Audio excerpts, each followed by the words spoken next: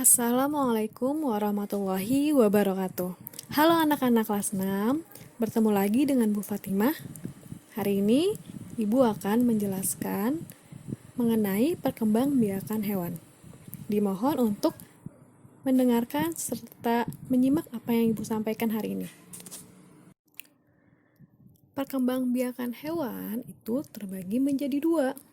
Nah, yang pertama kita mempelajari perkembangbiakan generatifnya dulu. Masih ingat kan generatif itu apa? Generatif itu berarti ada pertemuan antara sel yang dimiliki oleh hewan jantan dan sel yang dimiliki oleh hewan betina. Pada hewan perkembangbiakan generatif, contoh yang pertama adalah dengan cara bertelur atau biasa disebut dengan nama ovipar. Nah, ovipar ini terbagi dua. Yang pertama adalah pembuahan internal. Pembuahan ini terjadi di dalam tubuh hewan betina.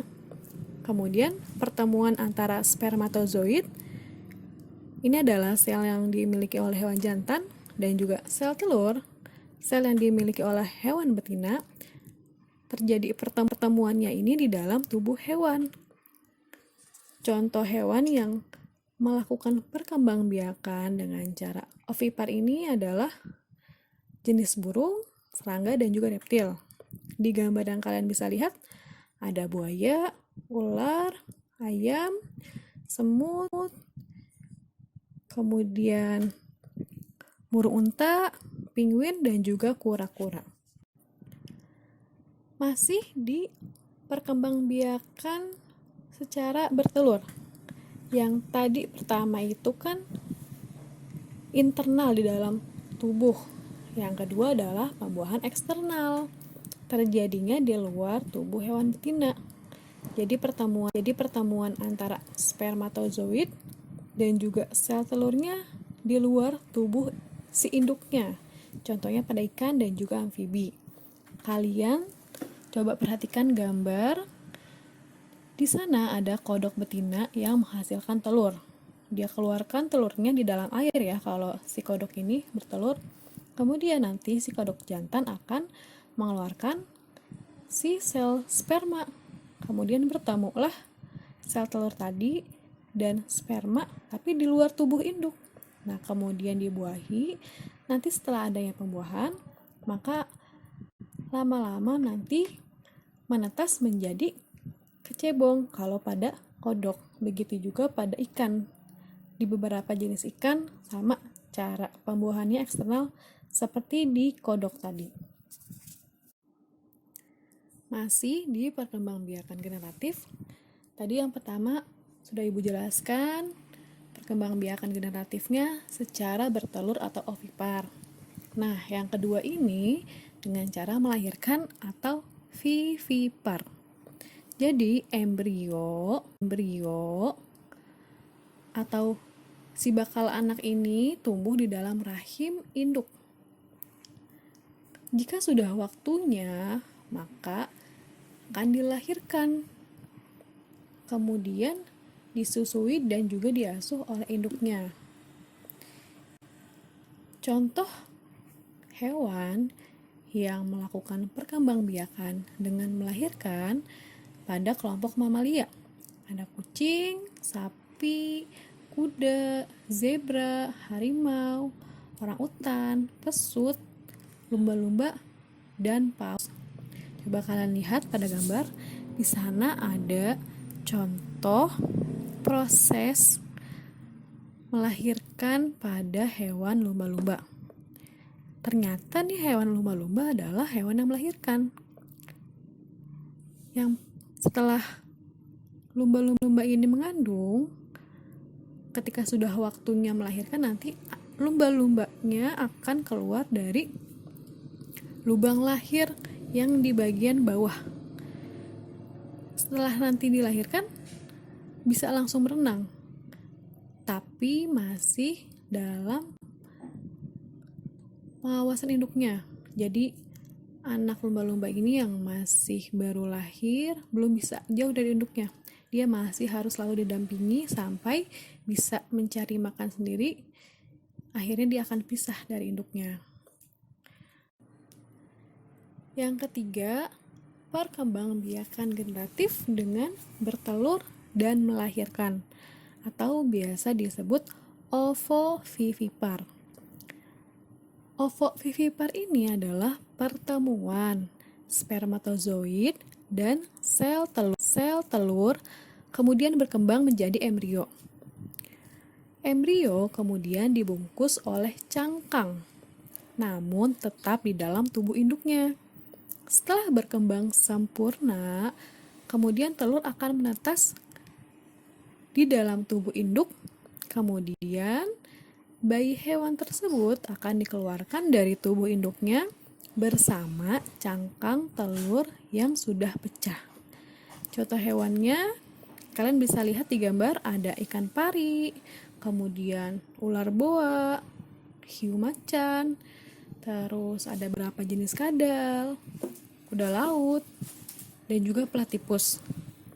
Jadi ternyata di dalam tubuh induk tersebut telur berkembang biak. Kemudian nanti akan pecah masih di dalam tubuh induknya. Setelah itu baru dikeluarkan bersama cangkang yang sudah pecah tadi. Tadi kita sudah belajar nih perkembangbiakan generatifnya. Sekarang perkembangbiakan vegetatif. Artinya tidak ada pertemuan antara spermatozoid dan juga sel telur. Yang pertama yaitu bertunas. Tunas ini terbentuk dari tubuh induk yang menonjol. Benjolan tunas ini akan membesar dan akhirnya memisahkan diri dari tubuh induknya, kemudian menjadi individu baru. Contoh hewan yang melakukan perkembangbiakan dengan cara bertunas ada hidra, hewan karang, dan juga ubur-ubur. Pada gambar, ibu memberikan contoh hewan hidra. Nah, bisa kalian lihat kan? Pertama, tubuh induk itu akan muncul benjolan kecil. Kemudian tumbuh besar. Nah, ketika sudah siap untuk menjadi tumbuhan hidra yang baru, dia akan melepas dengan sendirinya. Setelah lepas nanti akan tumbuh sendiri. Jadi tidak lagi butuh nutrisi dari induknya.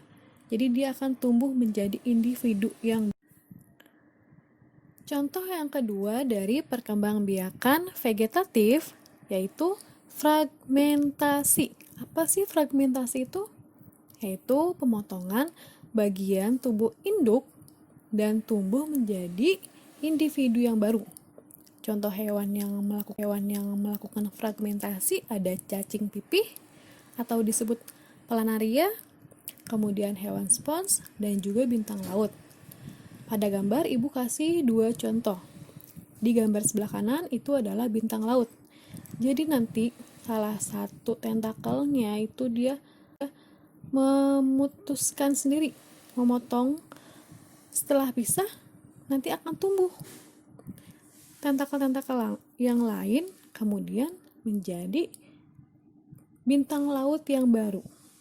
Kalau di gambar yang sebelah kiri itu adalah contoh dari cacing pipih.